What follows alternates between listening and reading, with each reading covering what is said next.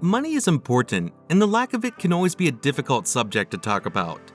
However, good times may not be around for a long time, and eventually, a financial crisis might creep in from loss of job, investment, or downfall in your business. So when it comes down to this, how do you manage and deal with it? Hello viewers, welcome to another episode on Brainfield. Today we are going to talk about how to deal with financial crisis. Did you just have it down bad in an investment or lost your job? Follow through with this video to get practical ideas on how to get over it. Even if you haven't, it's always good to be guarded and equipped for dry days. So let's get right into it. Don't forget to subscribe to the channel and click on the post notification icon to get more videos like this. How to deal with financial crisis. The first thing to note is that, though your financial crisis may be challenging, you can regain your financial stability again. Your situation can be remedied if you regain composure and take practical, concrete actions that will be discussed in this video. Part 1. Taking back control. Number 1. Recognize that negative feeling is common. It's crucial to handle the emotional aspects of a personal financial problem before moving on to the financial ones. You must accept that the process will likely include some emotional upheaval. You can go through periods of stress, despair, or anxiety depending on the root of your circumstance. This could be followed by feelings of failure or guilt. These feelings are a typical part of experiencing a financial crisis. Even while it could be challenging at first, these feelings will probably fade as you become used to your new situation and regain control by acting. Number 2. Keep your attention on accepting your financial condition. People frequently attempt to dismiss or ignore a challenging circumstance. While doing this may feel better at the moment, it has no long-term benefits. Accepting your circumstances can give you the confidence to face your challenges head-on and overcome them. The first step in tackling the problem is accepting it. Any negative feelings you may have about the circumstance should be directed into finding a constructive solution. For instance, instead of concentrating on or blaming yourself for a situation, try channeling that negative energy into a resolve to finally resolve it. Number 3. Discuss your circumstance. Invite close friends or family members to help you express your concerns and brainstorm solutions. Your confidants might be able to offer guidance based on their own or their friends' experiences. This not only offers emotional support but also exposes you to various, possibly more effective approaches to handling the circumstance. When things get really bad, you should think about getting professional therapy. If your financial situation is causing you to experience despair, anxiety attacks, or thoughts of killing yourself or others, you should get professional assistance right away. Number 4. Be more sincere with your family. Let your loved ones know that you are going through a financial crisis. You may be surprised who might offer you a loan, and even if your family is not in the position to provide you with financial assistance, letting them know what's going on could result in significant stress relief. In many cases, it can be beneficial to let children know that the family is experiencing tough times. This is because some extracurricular activities might have to be sacrificed for the good of the family. You can also encourage older teenagers to get part-time jobs. If they are over the age of 18, consider having them pay rent. Part 2. Assess your financial situation. Number 1. Identify your resources. Having a thorough understanding of your complete financial status is the first step in resolving a financial issue.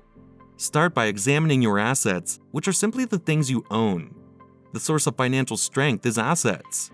They usually consist of the value of your home, cash in your checking or savings accounts, the value of your car, and any funds in your retirement or investment accounts. Any other goods that may be worth money, such as jewelry and collectibles, might also be considered assets.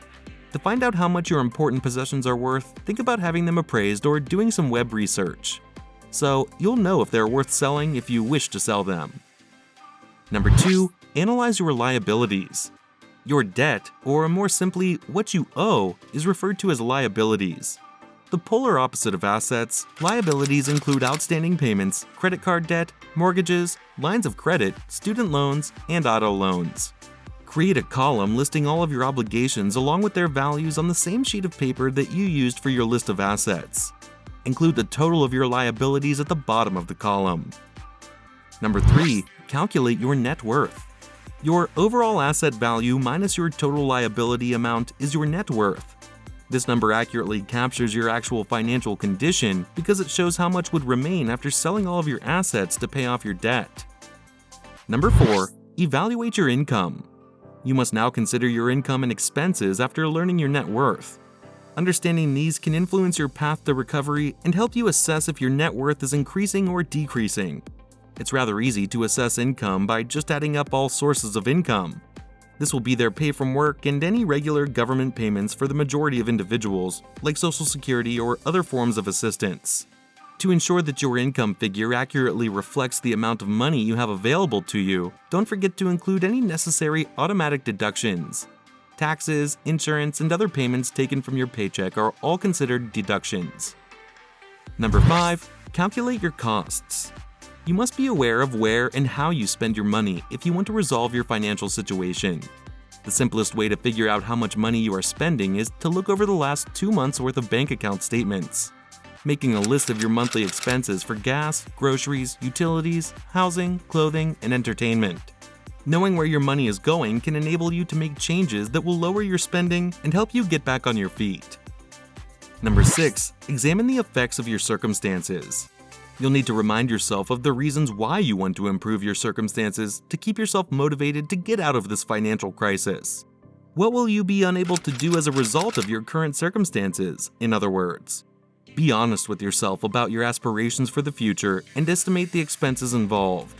Consider how you and those around you may be harmed over time if you just relax and get used to your new financial status.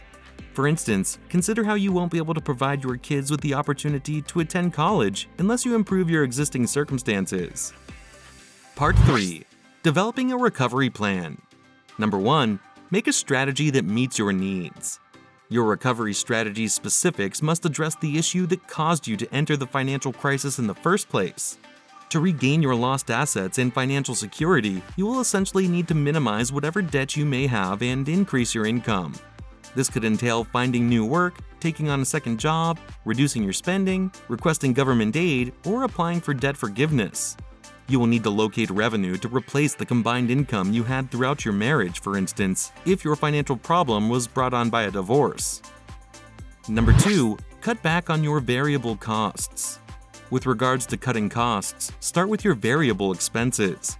Cutting back on these expenses, which are wants rather than needs, can significantly increase the amount of money available in your budget for debt repayment. Make sure your wants and needs are not being confused. For instance, while a cell phone may be required, a 3GB data plan is almost certainly a luxury. Part 4. Following your plan and managing your debt. Number 1. Put your recovery strategy into action. As soon as you've chosen a recovery strategy, whether it involves finding a new job, paying off debt, declaring bankruptcy, or a mix of those, get to work on it. The longer you wait, the more debt you'll accrue. Take every action you choose as soon as you can. The majority of these changes will be abrupt, which will have a bad effect on your quality of life. As previously stated, the most crucial thing is to maintain your optimism throughout this circumstance shift and make an effort to reach the end of the tunnel. Number 2. Prioritize your debt repayment. Any secured loans must be repaid first. These include home loans or auto loans. Foreclosure or repossession may occur if these loans are not repaid. Next, pay attention to unsecured debt, particularly high-interest accounts like credit cards. Lastly, pay attention to unsecured loans with less debt. Make sure to get in touch with any creditors you can't afford to pay and let them know what's going on. In some situations, you might be able to renegotiate repayment. Number 3. Consider debt counseling. Consider speaking with nonprofit debt counseling programs if you're feeling overwhelmed. These services can assist you in creating a strategy, working with creditors, and restructuring your debt so that it is more manageable given your present financial situation. Part 5. Recovering your financial stability. Number 1. Establish new credit. Your credit score is likely quite low if you've ever had a lot of debt, made late payments, or filed for bankruptcy. You must improve your credit score if you want to safeguard your financial future. You will then be able to take out loans with cheaper interest rates. Even though unpaid bills or bankruptcy can stay on your credit report for years, if you get back on your feet, you can start developing a decent credit score. Number 2. Use the knowledge you've gained. Examine the behaviors and circumstances that contributed to the financial disaster you are currently trying to escape. Were you exceeding your means? Did you frequently fund your purchases using pricey kinds of debt? Maybe you now see that you can live on much less money than you were, especially for discretionary costs. Number 3. Save money or get ready to avoid another crisis. If you experienced a financial crisis that was brought on by an unforeseen event, such as a job loss or a serious illness, you should take precautions to ensure that it won't happen again. Make sure to save the money you have been using to pay off debts until you have recovered and your obligations have been satisfied. You can use some of this money as an emergency fund. Savings should be sufficient to cover your fixed costs for about 6 months. If you find yourself in a similar difficulty in the future, having this money saved away will provide you with financial security. It really can't be overemphasized enough that you need to place your feelings above all the crises and keep being optimistic. You are going to make your way out of it. Head on over to the comment sections and drop nice, optimistic comments for people going through a financial crisis at the moment. Share these videos with friends. Till next time!